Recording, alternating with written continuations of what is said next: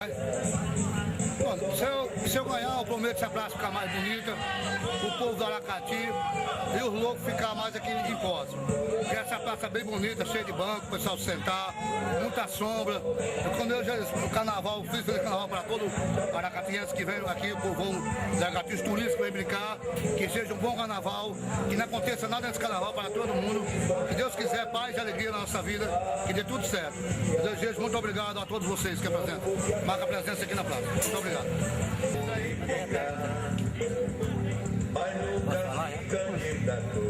O Louco foi fundado, uma brincadeira que a gente fez aqui.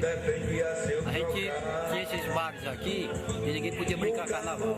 E quando foi quarta-feira de cinza, terminou o carnaval, a gente começou a planejar e fizemos um bloco de Satanás. E de Satanás tornou-se louco para aquele pessoal que vende bebida, dia de quarta-feira tem uma opção para brincar. Essa foi a ideia, esse foi o pensamento do bloco. Os loucos sempre todas as quarta-feiras de cinza saem. O futuro só Deus sabe.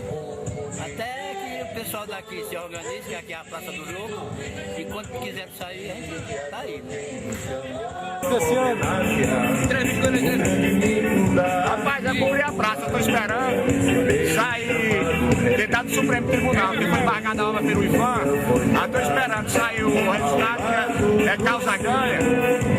Esse ano eu vou cumprir aqui, se Deus quiser. Vai ter ar-condicionado? Cumprir e climatizá-la. Climatizado.